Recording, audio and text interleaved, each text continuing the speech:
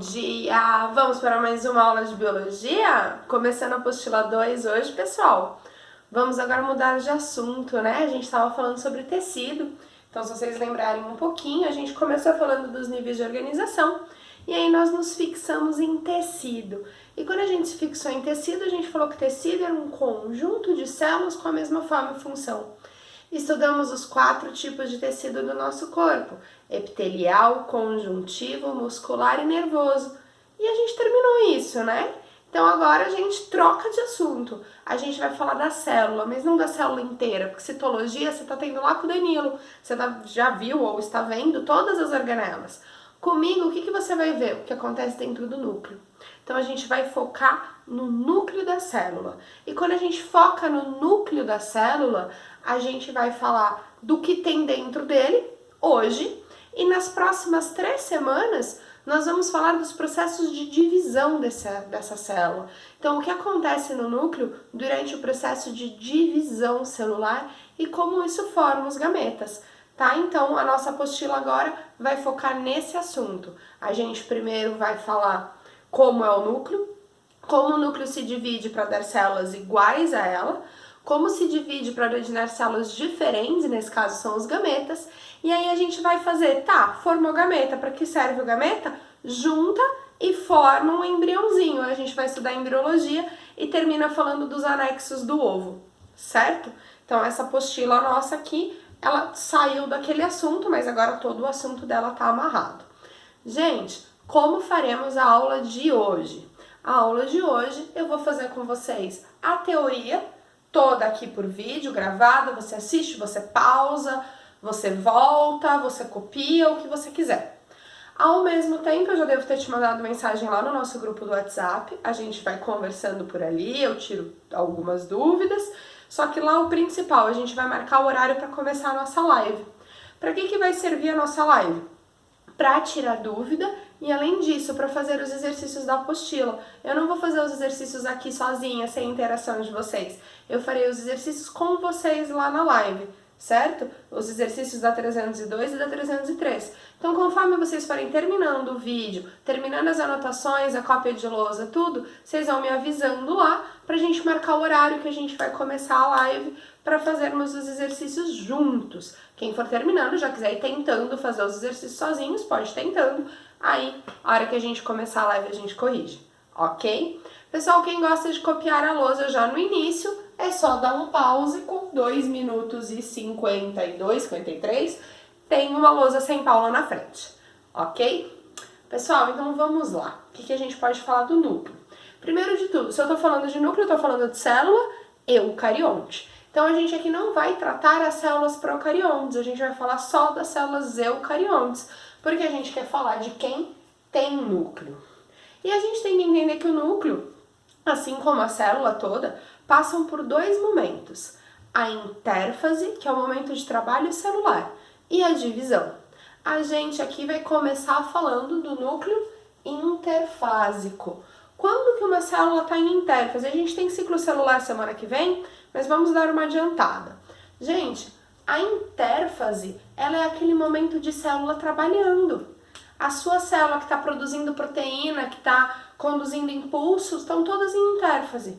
Tá? Ela para o trabalho dela para dividir. Se ela não para o trabalho para dividir, ela continua lá em intérfase, trabalhando, certo? Então a gente está falando aqui de célula trabalhando. E por que o núcleo, né? A gente tem aí da onde começou o estudo do núcleo. Gente, quando eu olho em microscópio de luz, que é esse microscópio que a gente está acostumado, menorzinho, a única coisa grande que você enxerga ali que chama atenção é o núcleo. A gente fala de um ribossomo, a gente fala de um retículo, você só enxerga essas coisas em microscopia eletrônica. Então, a primeira organela assim, que a gente começou a estudar foi o núcleo, por ser grande e a gente conseguiu observar nos microscópios mais simples, tá? E aí, para que serve o núcleo, né? Ficou-se um tempo até se descobrir isso. A gente tem aí 2 pesquisadores importantes, eles vão aparecer nos nossos exercícios. A gente tem o Balbiani, que ele vai pegar células e cortar essas células. E quando ele corta a célula, então pensa aquela imagem de célula de ovo frito que o povo desenha, ele corta às vezes deixando o núcleo de um lado, às vezes deixando o núcleo do outro. Mas o importante é que ele fica, no final, com meia célula com o núcleo inteiro e meia célula com zero de núcleo. E aí o que Balbiani percebe? Que é um pedaço que manteve o núcleo se regenera e fica bonitinha, o pedaço sem núcleo morre. Então Balbiani consegue falar assim, o núcleo é indispensável para a sobrevivência da célula. Então, a primeira informação que a gente tem, a célula precisa de núcleo para viver, ok? Aí, a gente tem, eu não sei falar o nome dele direito, escreve Hammerling, né, com H, trema no A. Gente, ele vai pegar a acetabulária. A acetabulária é muito legal de trabalhar. Por que ela é muito legal de trabalhar? Porque ela é uma alga unicelular. E quando eu penso em algo unicelular, eu penso em algo microscópico. E aí a acetabulária é a exceção. Ela é unicelular e tem 10 centímetros. Então ela é maravilhosa para se trabalhar. Porque quem precisa trabalhar com uma célula só, trabalhar com uma célula que eu enxergo a olho nu é muito mais fácil do que uma célula que eu só enxergo com o auxílio de microscópio. E aí o que ele faz? Ele vai lá e corta, a alga ela é composta de pé, talo e chapéu. Ele vai lá e corta o chapéu dela, e toda vez que ele corta, ela refaz um chapéu igual. Só que existem acetabulárias que fazem o chapéu em forma de disco, e existem as acetabulárias que fazem o chapéu em forma de flor. E aí o que ele faz? Pega o núcleo de uma de disco e põe na de flor, e ela passa a fazer chapéu de disco. Ela tira o de flor e põe na que fazia de disco, e essa passa a fazer de flor. Então ele vai conseguir falar pra gente o quê? Que o núcleo é responsável pelas características da célula. E aí que a gente começa a aprender que o núcleo manda na célula. Hoje a gente sabe que o núcleo é quem contém o material genético. E quando a gente fala de célula eucarionte, a grande maioria delas tem um núcleo.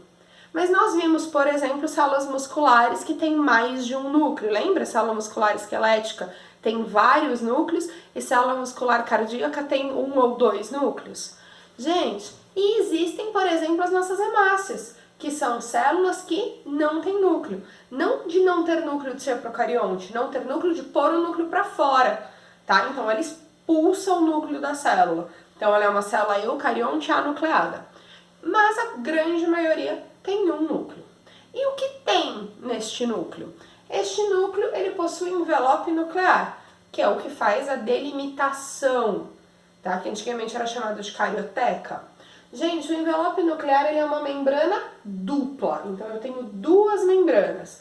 A externa ligada ao retículo endoplasmático e a interna ligada a toda uma rede de proteínas que fazem a ancoragem do núcleo e se ligam ao material genético. E ele tem poros. Por que o núcleo precisa ter poros? Ué, para coisas poderem entrar e coisas poderem sair. Quais são as principais coisas que precisam entrar no núcleo?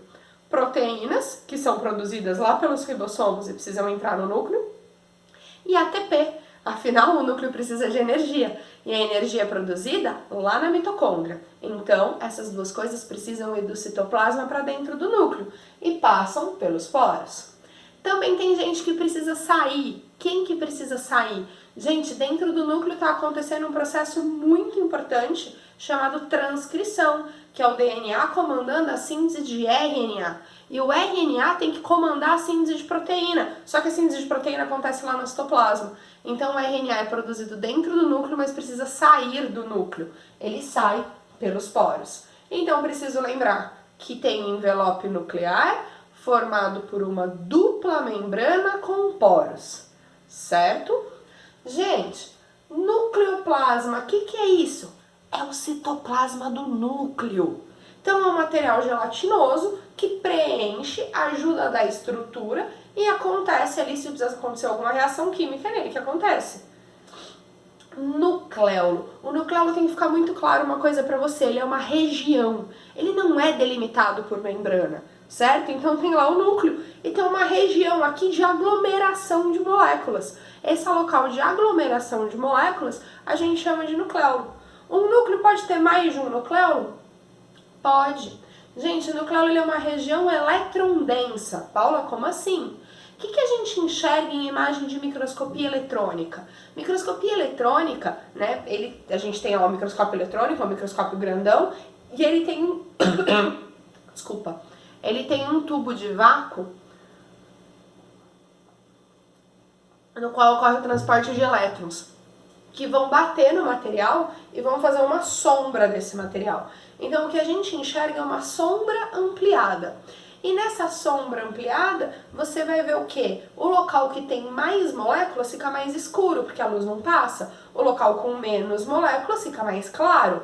Então a gente tem que essa região mais escura, mais densa, é o nucleolo. E por que ela é tão densa? Porque tem um monte de molécula ali juntas. Porque ali está tendo alta síntese de RNA, principalmente RNA ribossômico. Então está sendo produzidas as subunidades de ribossomo. Porque ribossomo não é produzido no núcleo, tá, gente? São produzidas só as subunidades. São 2 subunidades, as 2 saem do núcleo, lá no citoplasma elas vão se juntar e virar um ribossomo. Mas elas estão sendo produzidas ali. E como está tendo síntese delas, eu tenho muitas moléculas ali, certo? Mas é uma região, não tem nada que delimite esse espaço. E temos que saber da estrelinha, que é a cromatina. Gente, a cromatina é um material genético. Paula, material genético não é o DNA? É, a gente tem um monte de nome. Gente, então assim, o DNA se liga a algumas proteínas do núcleo. As proteínas do núcleo se chamam estonas. E essas estonas, mais o DNA, formam o que a gente chama de cromatina. Essa cromatina, ela está descondensada com os seus genes ativos, comandando a transcrição para comandar a tradução. Mas alguns pontos dela estão mais condensados e outros pontos estão menos. Os pontos totalmente descondensados eu chamo de eucromatina, que é a cromatina verdadeira. E os pontos que estão um pouco condensados eu chamo de heterocromatina, que seria a cromatina diferente, é a cromatina que está um pouquinho condensada. Só que, gente, vamos pensar aqui um pouco. Então, eu tenho esses filamentos grandes dentro do núcleo de DNA misturado com proteínas. Misturado de qualquer jeito? Claro que não. Então, nós temos que as estonas, elas fazem grupinhos de 8. Então, tem lá, né? 1 estona, 2 estonas, 3 estonas, 4 estonas. Atrás, mais 1, mais 2, mais 3, mais 4. Ficaram 8 estonas. E aí a gente tem a molécula de DNA, que tava aqui assim, ó. Ela vem aqui, se enrola aqui. E aí ela vai se enrolar em outro grupinho de 8, e outro grupinho de 8. E assim ela vai se enrolando. Um grupinho de 8 estonas, a gente chama de nucleossomas, tá aqui, tá? Então, nós temos que essa cromatina, em alguns pontos, está enrolada nos nucleossomas, formando a heterocromatina. Gente, desculpa pelo barulho, mas hoje já é segunda tarde, eu preciso gravar essa aula para vocês terça de manhã, e o vizinho tá fazendo reforma, tá? Então, eu não consigo acabar com o ruído. Se atrapalhar muito, vocês me falam, eu tento fazer um outro áudio para vocês, mas eu acho que como o som não tá tão perto, deve estar dando pra me ouvir normal. Eu espero. Gente, e aí o que acontece, tá? Nós temos que quando a célula vai se dividir, então quando ela vai sair de intérfase e vai para divisão celular, ela tem que alterar essa cromatina. Por que ela precisa alterar a cromatina? Vamos pensar um pouco. No caso da espécie humana, nós temos 46 cromossomos. Pensa nos 46 cromossomos como 46 pedaços de linha. E aí ela vai duplicar tudo isso, então vão virar 92. E aí quando ela faz a divisão celular, ela tem que separar metade para um lado e metade para o outro. E não é qualquer metade, é um de cada tipo para cada lado. Se ela simplesmente puxar isso, e vai enroscar uma linha na outra, vai dar nó, vai arrebentar. Então o que a célula faz antes de entrar no processo de divisão? Ainda na intérfase, ela condensa totalmente a cromatina. Então a cromatina vai ficar toda enroladinha nos nucleossomas. E essa cromatina toda condensada, formando o menor espaço possível que dá para eu fazer aquele pedaço de linha, né? Então enrola ele, eu dou o nome de cromossomo. Então, Paulo, cromossomo e cromatina são a mesma coisa? São, gente, é tipo você me perguntar se isso aqui e gelo é a mesma coisa. Tá? Eles são a mesma substância, estão em estados diferentes, então água líquida e água sólida. DNA mais estonas descondensado, DNA mais histonas condensado, ok? E aí, nós temos que o cromossomo se formou se enrolando nas nucleossomas, que são conjuntos de 8 histonas. A maioria das vezes que a gente vê a representação de um cromossomo, ele tem duas perninhas, certo? Duas cromátides. Gente, por quê? Porque o cromossomo se forma para divisão celular, então ele se condensa quando já teve duplicação, então ele costuma estar duplicado, tá? Mas isso aqui é um cromossomo duplicado, isso aqui é um cromossomo simples, com uma perninha só. E nós temos que reparar em algumas coisas que tem neste cromossomo. Então, primeiro de tudo, quando eu falo que o cromossomo tem duas cromátides, é uma cromátide do ladinho da outra, né? Então eu vou chamar de cromátides irmãs. Afinal, elas são idênticas. E aí nós temos que as cromátides irmãs são esta daqui e esta daqui. Como a gente desenha o cromossomo, geralmente fazendo um X, né? A gente desenha o cromossomo assim, parece que essa é uma cromátide e que essa é outra. Não, a gente só desenha de xizinho para ser mais fácil o desenho. Na verdade, quem é uma cromátide e quem é a outra? Esta daqui é uma cromátide, essa daqui é a outra cromátide, certo? Então eu fiz aqui esse pontilhado preto para você entender onde eu estou separando as cromátides. Existe um ponto de heterocromatina que faz a junção das duas cromátides irmãs. Esse ponto é chamado de centrômero. E ele é muito importante, porque em volta do centrômero tem um grupo de proteínas formando o cinetocoro, ou cinetócoro, que é a região em que no momento da divisão celular vai ter a ligação das fibras do fuso. Paulo, eu não sei o que são fibras do fuso. Calma, a gente vai chegar lá, tá? Mas é nesse lugar em que elas se ligam para poder fazer a divisão celular. Então, o centrômero é muito importante. Então, eu tenho duas cromátides irmãs, um centrômero e 4 pontinhas, né? Essas pontinhas são chamadas de telômeros. E por que que o telômero é importante? O telômero é importante porque nós temos que quando a nossa célula é jovenzinha, o telômero dela é bem grandão. E todas as vezes que a célula se divide, ela perde um pedacinho de telômero. Então esse telômero vai ficando cada vez menor. E por que isso é importante? Porque quando acaba, isso é o envelhecimento celular. Quando acaba o telômero, essa célula não se divide mais, essa célula está velha, tá? Então esse é um mecanismo de envelhecimento celular. Aí você fala, Paula, dá para descobrir a fonte da juventude, é só não acabar com o telômero. Não funciona bem assim. Lembra que todas as nossas células, elas têm o mesmo material genético, né? São todas iguais. Qual que é a diferença de uma célula para outra? Que genes estão ativos. Então, que genes que estão sendo transcritos e traduzidos, né? As células do meu olho e as células do meu dedo têm os mesmos genes, mas não estão os mesmos expressos, tá? Porque aqui precisa de uma coisa, aqui precisa de outra. E aí, o que que acontece? Nós temos uma enzima chamada telomerase, que deve estar ativa somente lá nas gônadas, certo? Nos ovários e nos testículos. Por quê? Porque quando eu vou fazer um ovário, quando eu vou fazer um óvulo, essa célula tem que ter um telômero grandão. Por que essa célula tem que ter um telômero grandão? Ué, porque eu posso fazer meu filho iniciar a vida já com o telômero pela metade? Não, né? Então as células, as produtoras de gametas, elas produzem uma enzima chamada telomerase, que produz o telômero para deixar ali o telômero 0 bala, para ir pro zigoto, para daí ele começar a perder telômero, certo? Então ele tem que começar com uma célula jovem.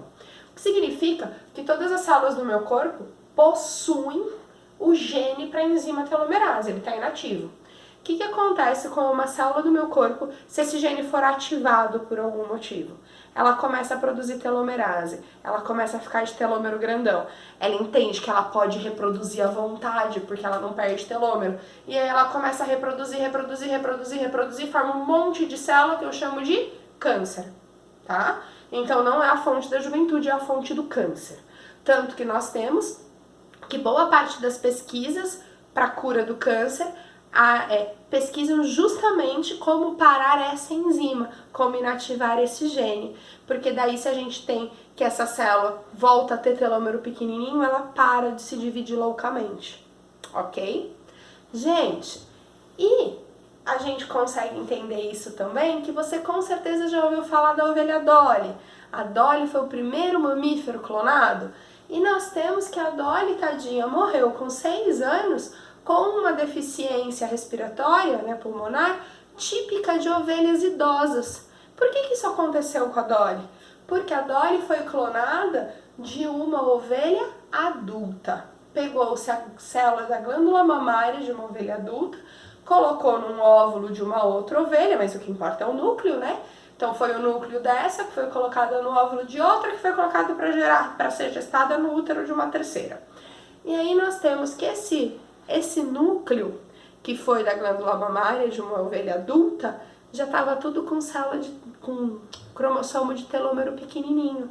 Então, apesar dela ser uma ovelhinha bebê, as células dela já eram células envelhecidas, tá? Hoje em dia a gente já sabe disso, hoje em dia as células já são tratadas com telomerase antes do clone ser feito. Mas a Dolly foi o primeiro clone, né? Então a gente não tinha essa noção ainda. Gente, então deu para entender as partes dele? O que eu fiz aqui de vermelhinho é o centrômero, de preto eu tô separando as duas cromátides irmãs, do laranja que é o cromossomo, e as pontinhas verdes aí são os telômeros que vão diminuir a cada divisão celular. Gente, a posição do centrômero me dá nomes diferentes. Não sei se ficou muito bom meu desenho, mas eu quero que vocês entendam assim. Aqui o centrômero tá bem no meio, então se eu medir, aqui minha lousa não é quadriculada, eu tenho a mesma quantidade, o mesmo tamanho da molécula para cima e para baixo. Aqui tá um pouquinho deslocado do centro, tá um pouquinho mais para cima. Paula, poderia estar para baixo? Pode girar esse cromossomo. O cromossomo não tem posição certa dentro do núcleo. Aqui tá quase lá na ponta e aqui tá na ponta, certo? Bem no meio, metacêntrico. Subiu um pouquinho, submetacêntrico. Tá quase lá na ponta, acocêntrico. Chegou na ponta, a ponta não chama telômero? Telocêntrico. Certo? Paula, tem que saber isso? Tem, amor da minha vida. Gente, e por que é tão importante isso? Nós gostamos de classificar as coisas, né? O ser humano adora uma classificação. E aí, a gente classifica os nossos cromossomos, os nossos e os das outras espécies. Ah, esse cromossomo aqui eu vou chamar de cromossomo 1. Esse aqui vai ser o 2. Esse aqui vai ser o 3. E uma das principais coisas que a gente usa na classificação é a posição do centrômero. Na espécie humana, não existe nenhum cromossomo telocêntrico. Em outros animais existe, tá? Na gente, os nossos cromossomos ou são meta, ou são sub, ou são acro. Tudo bem? Gente, e aí nós precisamos saber alguns nomezinhos. Então, assim, as minhas células, eu tenho as células somáticas e as germinativas. Quem são as células germinativas? As relacionadas com os gametas. Então, em mim, são os óvulos. Nos homens, são os espermatozoides.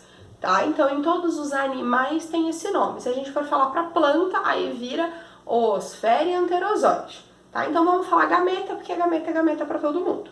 Então, os gametas, que são as células responsáveis pela reprodução, são células germinativas. Todas as outras células do meu corpo são células somáticas. Então, a grande maioria das nossas células são somáticas. E aí nós temos que as células somáticas, elas possuem 2 representantes de cada cromossomo. Então, eu tenho, no caso da espécie humana, né, 46 cromossomos, divididos em 23 pares. Por que são pares? Porque eu recebi, os cromossomos humanos, eles têm uns nomes bem criativos, tá? É par 1, par 2, par 3, par 4, par 21, par 22, par sexual, tá? O 23 é o único de nome diferente. Gente, por que eu tenho 2 cromossomos em cada par? Porque eu recebi um cromossomo 1 do meu pai, um cromossomo 1 da minha mãe, um cromossomo 2 do meu pai, um cromossomo 2 da minha mãe, um 3 do meu pai, um 3 da minha mãe. Tá vendo que vai ficar todo mundo de parzinho? Afinal, eu recebi de 2 indivíduos, certo? Todas as células somáticas possuem 2 representantes em cada par. Então, nós chamamos esses 2 representantes de cromossomos homólogos. Eles têm o mesmo tamanho, eles têm o mesmo formato e eles têm os mesmos genes. Paula, mas eu não posso receber uma característica diferente do meu pai e da minha mãe? Pode. Quando eu falo o mesmo gene, eu tô falando, se esse cromossomo aqui tem bem nesse ponto o gene para cor de olho, esse daqui tem bem nesse ponto o gene para cor de olho. Esse aqui pode falar azul e esse aqui pode falar castanho. Mas os dois têm o mesmo gene, o gene para a mesma característica, certo? Então eu chamo isso de cromossomos homólogos, não sei onde está, aqui, certo? Os cromossomos homólogos possuem os genes, e esses genes vão ser genes alelos. O que eu quero dizer quando eu falo genes alelos? Genes que ocupam o mesmo lugar, certo? Esses alelos podem ser iguais. Eu poderia ter a informação azul, azul. Esses genes podem ser diferentes, azul, castanho, verde, preto. Tá? Então nós temos que são genes alelos. Os alelos de um gene são as variações que eu posso ter daquela característica, certo?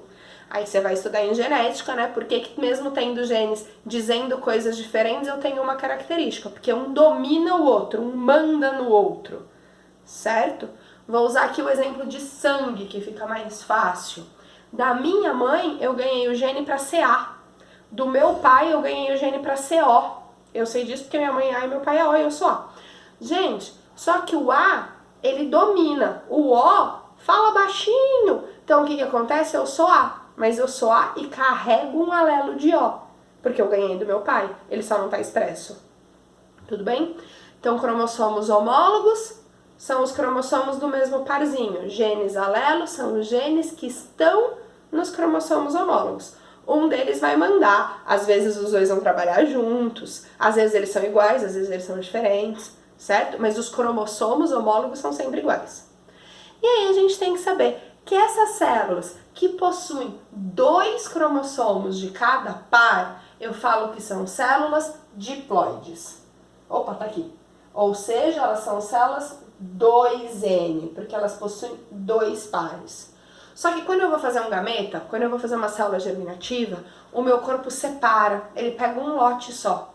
Por que ele pega um lote só? Porque, gente, vamos imaginar, se eu mandasse 2 pares de cada cromossomo no meu óvulo e meu marido mandasse 2 pares de cada cromossomo no espermatozoide dele, nosso filho ia ter 4 cromossomos para cada par. Não dá, né? Então, o que meu corpo faz? Separa os parezinhos. Na hora que eu vou fazer um óvulo, ele faz assim, quero só um cromossomo 1. Tanto faz se ele vai pegar o coguinho do meu pai ou da minha mãe, mas ele pega um. Aí do cromossomo 2, ele pega um dos dois. Do 3, do 4.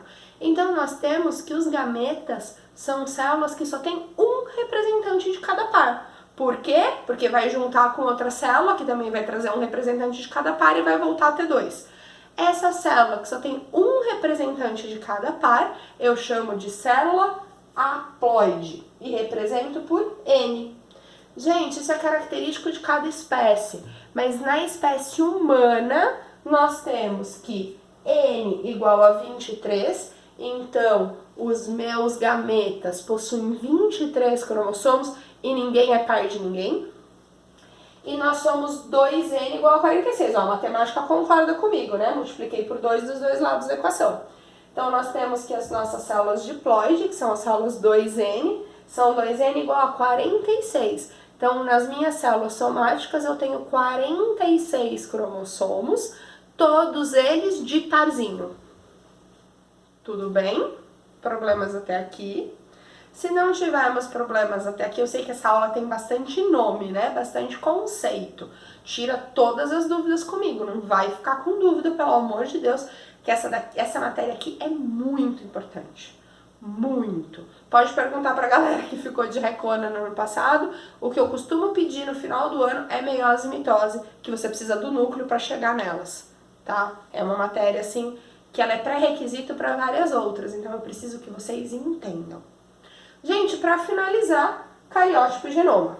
O que é cariótipo?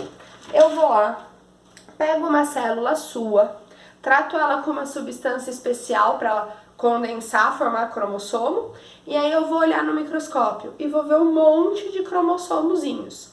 Antigamente, o que a gente fazia? Tirava uma foto dessa imagem do microscópio, recortava, né, imprimia a foto, recortava com a tesoura e colava, colocando eles em ordem. Hoje em dia você já faz isso com ferramentas no computador, né? Então eu tiro uma foto digital, recorto e vou reorganizando. Por quê, gente? Porque eu sei que o cromossomo 1 humano é esse aqui, é o maiorzão e ele é metacêntrico. Sei que o 2 é assim, que o 3 é assim. E aí eu organizo os cromossomos de acordo com o tamanho e o formato dele. Eu sei se ele é o cromossomo 1, se ele é o 2, se ele é o 3, se ele é o 4, se ele é o 5, certo? E aí você organiza. Se eu olhar, deixa eu ver qual que é feminino, qual que é masculino. Se eu olhar um cariótipo feminino e olhar um cariótipo masculino, os 22 primeiros pares são iguais. Quem que é diferente? O parzinho 23. Tá vendo que as mulheres têm 2 cromossomos iguais? A gente chama eles de cromossomo X. Então, nós temos 2 cromossomos X. O homem tem um X igual a gente, um cromossomo pequenininho, que é o cromossomo Y. Então, é o único parzinho aí que difere. Os outros 44 cromossomos, ou 22 pares, são idênticos na espécie humana e na espécie... São idênticos nos indivíduos do sexo feminino e nos indivíduos do sexo masculino. Se eu pegasse agora e fizesse, gente, um cariótipo meu e um cariótipo da Mafê, eu não consigo, e jogasse em cima da mesa sem nome, é impossível determinar qual é de quem, porque o meu e o dela são iguaizinhos. Se eu pegasse um do Gabriel e um do Lucas, também não ia conseguir saber a diferença. Agora, se eu pegasse o meu e o do Gabriel, é fácil, porque eu tenho 2X e ele tem um X e um Y, certo? Mas os outros cromossomos são iguais, então aqui a gente só tá vendo forma de cromossomo, é igual para todo mundo, certo? Para todo mundo da mesma espécie, claro. Troquei de espécie, troco o cariótipo. Dúvidas com isso? Gente, é por aí que se descobre, por exemplo, que uma pessoa tem síndrome de Down. O que é uma pessoa com síndrome de Down? Se eu olhasse o cariótipo dela, ela ia ser... Ai, sem óculos tá difícil. Ela ia ser tudo igual, menos esse par aqui, que é o par 21. No par 21, em vez de ter 2 cromossomos, haveriam 3. Eles têm um cromossomo a mais. Então, eles têm 47, sendo que esse extra é um cromossomo 21 a mais. Certo? Gente, e o que é genoma? Todo mundo já ouviu falar do projeto Genoma. A gente ouviu falar agora que foi sequenciado o genoma do Covid-19. O que é isso? A sequência de bases nitrogenadas que compõem aquele gene, no gene que no fim vai chegar no cromossomo, né? Então seria eu abrir o cromossomo humano e ver todos os genes que tem nele. Então eu sei a sequência de todos os genes dos cromossomos humanos. Só que eu tenho tudo em duplicata, não tenho? Então o genoma, ele pega uma célula haploide, porque assim eu não vejo tudo 2 vezes. Então é todo o conjunto de informação genética que eu tenho num conjunto haploide de cromossomos da espécie. Tudo bem? Dúvidas, angústias, problemas? Gente, lá no grupo agora, a gente conversando, a gente tirando dúvida, e aí a gente marca, né, sei lá, nossa aula começou 11h30, acho que 1h20 mais ou menos, dá pra gente começar a live, que nós temos aí 8 exercícios para resolvermos juntos, além de tirar dúvidas e matar um pouquinho da saudade, ok? Um beijo, amo vocês!